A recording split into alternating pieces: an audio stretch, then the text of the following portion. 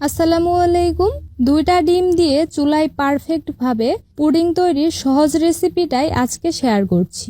যাদের পুডিং বানাতে গেলে ঠিকভাবে জমে না, ভেঙে যায়, ডিমের বাজে গন্ধ আসে, তাদের জন্য পুরো ভিডিও জুড়ে অনেক দরকারি টিপস বলেছি।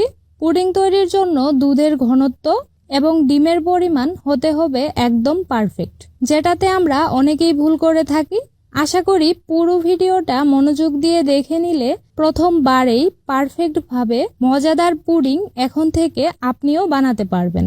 তাহলে পুডিং বানাতে প্রথমে আমি দুধটুকু জাল করে নিব। এজন্য হাঁড়িতে দিয়ে দিচ্ছি 4 কাপ অর্থাৎ 1 লিটার পরিমাণ তরল দুধ। আমি এখানে গরুর তরল দুধ ব্যবহার করেছি।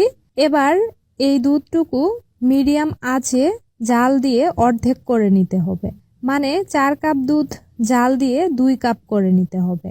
আপনি চাইলে কিন্তু এখানে তরল দুধের বদলে যদি গুঁড়া দুধ দিয়ে বানাতে চান, ওই ক্ষেত্রে 1 কাপ গুঁড়া দুধের মধ্যে 2 কাপ পানি মিশিয়ে কয়েক মিনিট জাল দিয়েও পুডিংটা বানাতে পারবেন। যেই দুধ দিয়ে পুডিংটা বানান না কেন, অবশ্যই কিন্তু দুধটুকু আপনাকে এখানে ঘন করেই ব্যবহার করতে হবে। ঘন দুধ না দিলে পুডিংয়ে ডিমের পরিমাণ বেশি দিতে হবে, তা না হলে পুডিংটা ঠিকভাবে জমবে না। দুধটুকু ঘন ঘন নেড়ে জাল করে নেবেন, তাহলে দুধের স্বরগুলো ভেঙে যাবে এবং ভালোভাবে দুধটুকু ঘন হবে। তো দেখতেই পাচ্ছেন দুধটুকু অর্ধেক হয়ে গেছে। এবার চুলা থেকে নামিয়ে পুরোপুরি ঠান্ডা হওয়া পর্যন্ত এভাবেই রেখে দিতে হবে। এই ফাঁকে পুডিংয়ের জন্য চিনির ক্যারামেল তৈরি করে নিব। সেজন্য প্যানে দিয়ে দিচ্ছি 1/3 কাপ চিনি। তারপর চুলার আঁচ মাঝারিতে রেখে অপেক্ষা করব চিনি কিছুটা গলে যাওয়া পর্যন্ত। এই সময় কিন্তু নেড়ে দিতে হবে না, চিনি আপনা আপনি গলতে থাকবে। তো যখন চিনিটুকু এভাবে গলে কিছুটা ক্যারামেলের কালার আসতে শুরু করেছে, সে পর্যায়ে চুলার আঁচটা মাঝারির থেকে একটু কমিয়ে আমি এটাকে নেড়ে দিচ্ছি। এভাবে নেড়ে দেওয়ার কারণে যেই চিনিগুলো গলেনি সেগুলো সমানভাবে গলে যাবে। তারপর ক্যারামেলের মধ্যে সুন্দর লালচে কালার আসা পর্যন্ত নেড়ে যেতে হবে। ক্যারামেলটা কিন্তু চুলা থেকে নামানোর পরেও আরও কিছুটা কালার চলে আসবে, তাই সে অনুযায়ী কাঙ্ক্ষিত কালার চলে আসার আগেই নামিয়ে নেবেন, কারণ ক্যারামেলের কালার খুব বেশি হলে কিন্তু খেতে তিতা লাগবে। চুলা থেকে নামিয়ে সাথে সাথেই যে বাটিতে পুডিংটা সেট করব সেটাতে ঢেলে নিয়েছি। তারপর গরম থাকা অবস্থাতেই ক্যারামেলটা ঘুরিয়ে বাটির সব দিকে ছড়িয়ে নিতে হবে। এবার পুরোপুরি ঠান্ডা হওয়া পর্যন্ত এভাবেই রেখে দিতে হবে। তো এখন আমি বাটিতে নিয়ে নিচ্ছি 2টা নর্মাল তাপমাত্রার ডিম। ডিম যদি ফ্রিজে থাকে তাহলে অবশ্যই 30 মিনিট আগে ফ্রিজ থেকে বের করে নর্মাল তাপমাত্রায় আনতে হবে। তারপরেতে চিনি দিয়ে দিলাম 1/3 কাপ। তবে আপনাদের স্বাদ মতো চিনির পরিমাণটা আরেকটু বাড়িয়ে বা কমিয়েও দিতে পারেন। এখন খুব ভালোভাবে ডিমের সাথে ফেটিয়ে নিতে হবে, চিনিটুকু পুরোপুরি গলে যাওয়া পর্যন্ত। তো যখন চিনিটুকু ভালোভাবে গলে গেছে, তখন এতে দিয়ে দিচ্ছি একটু আগে জাল করে রাখা 2 কাপ ঘন দুধ। আর এই দুধটুকু কিন্তু এখন পুরোপুরি ঠান্ডা হয়ে গেছে। গরম দুধ ডিমের মধ্যে ব্যবহার করা যাবে না। 2টা ডিমের জন্য 2 কাপ ঘন দুধ পরিমাণে একদম ঠিক হবে। তবে কেউ যদি আরও বেশি করে পুডিং বানাতে চান, ওই ক্ষেত্রে কিন্তু ডিম এবং দুধ দুটোর পরিমাণই বেশি নিতে হবে। আচ্ছা, তারপর এতে দিয়ে দিচ্ছি 1 চা চামচ ভ্যানিলা এসেন্স। এটা দিলে পুডিংয়ের মধ্যে ডিমের যে বাজে গন্ধটা আসে সেটা আর হবে না। তবে ভ্যানিলা এসেন্সের বদলে চাইলে আপনি সামান্য এলাচের গুঁড়া অথবা 1 চা চামচের মতো লেবুর রস দিতে পারেন। এরপর খুব ভালোভাবে আবারও সব কিছু একসাথে মিশিয়ে নিয়েছি। তো মিশানো হয়ে গেছে। এদিকে দেখতেই পাচ্ছেন ক্যারামেলটা কিন্তু ঠান্ডা হয়ে একদম সেট হয়ে গেছে।